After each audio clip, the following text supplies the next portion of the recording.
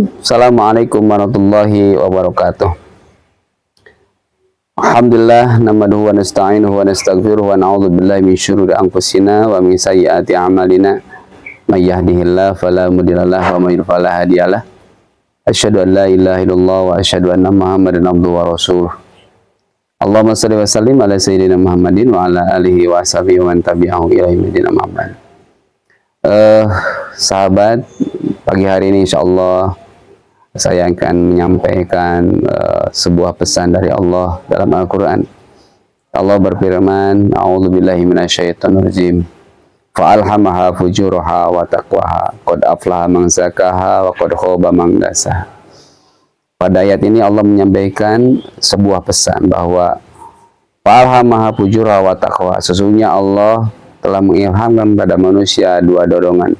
Yang pertama adalah dorongan ketakwaan dan yang kedua adalah dorongan keburukan.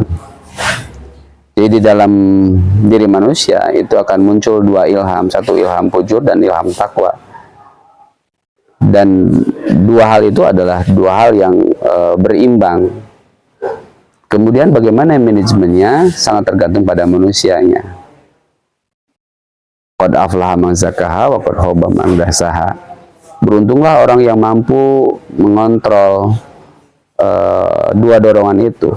Ketika dorongan takwanya lebih banyak dia terima dan dia buang dorongan keburukannya, maka dia termasuk orang yang beruntung. Tapi dia ketika lebih banyak menerima dorongan keburukan, dorongan al-fujur, ilham fujur daripada ilham takwa, maka dia menjadi orang yang rugi. Hadirin rahimakumullah, dalam sistem otak kita, dalam ilmu hipnosis itu ada yang disebut dengan ras.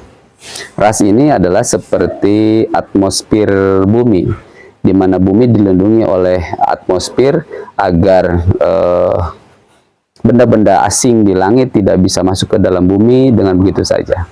Nah, dalam sistem otak kita juga demikian. Tidak seluruh apa yang informasi yang masuk itu bisa kita terima. Begitu saja, ada ras yang memfilternya. Tetapi tergantung mana yang diperbolehkan masuk, mana yang tidak boleh diperbolehkan masuk. Tergantung konsep dirinya. Bagi orang yang konsep dirinya sudah benar, sudah baik, maka dia akan mampu menolak dorongan-dorongan ilham-ilham fujurnya, mampu menolak dorongan keburukannya, dan hanya akan menerima dorongan-dorongan kebaikan, dorongan-dorongan ketakwaan. Tapi kalau kepribadiannya, sistem rasnya, konsep dirinya belum baik, maka bisa jadi dorongan fujur dan dorongan takwa itu akan berimbang pada dirinya, atau bahkan bisa jadi dorongan takwanya yang tertolak, justru dorongan keburukannya yang banyak dia masukkan. Maka oleh karena itu Allah sangat memberikan porsi kepada pendidikan di masa kecil, masa anak-anak, di mana proses pembentukan kepribadian, sistem pemikiran itu dibentuk dari mulai dia sejak lahir sampai dia kemudian balik. Masa itu adalah masa proses pembentukan kepribadian, masa proses pembentukan konsep diri, masa pembentukan bagaimana dia mengarahkan diri, masa bagaimana dia menemukan tujuan hidupnya. Nah, ketika sampai usia balik, setiap anak-anak muslim itu mampu menemukan konsep dirinya dengan baik, konsep muslimnya dengan baik, maka dia akan terbimbing.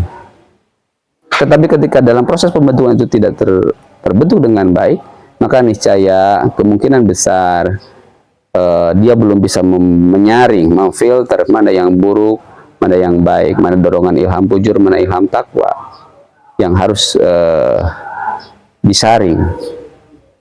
Hadirin rahimakumullah, karena itu proses pembentukan ras yang bagus ini harus dibentuk dari sejak awal. Ketika manusia dilahirkan dalam kondisi fitrah, maka proses pembentukan kefitrahan, pemeliharaan kefitrahan ini harus terus dibangun sampai terbentuk sistem rasnya yang baik. Ketika rasnya baik, dia hanya akan menerima kebaikan-kebaikan dan menolak keburukan-keburukan, niscaya dia akan menjadi mukmin dan mutakin. Tetapi ketika dalam proses pembentukan itu di masa sampai balik rasnya belum terbentuk dengan baik, sistem filternya belum terbentuk dengan baik, maka daya tahan dia terhadap serbuan gelombang budaya, gelombang pemikiran yang bisa menyesatkan, yang bisa membuat dia menjadi salah, itu sangat dimungkinkan tidak terbentuk. Oleh karena itu, utamakan pendidikan anak-anak kita, utamakan anak-anak kita dididik dengan baik dari sejak lahir sampai balik. Kemudian setelah itu baru setelah balik dia akan dibentuk jauh lebih bagus. Mudah-mudahan kita semua bisa mempersiapkan pendidikan anak-anak kita dengan baik, sehingga atmosfer alam pikirannya menjadi atmosfer yang baik, rasnya ras yang baik, yang mampu menerima dorongan-dorongan kebaikan dan mampu menolak dorongan-dorongan keburukan. Demikian, mudah-mudahan ada manfaat, ada tadkirah. Hadanallahu wa iyyakum ajmain. Assalamualaikum warahmatullahi wabarakatuh.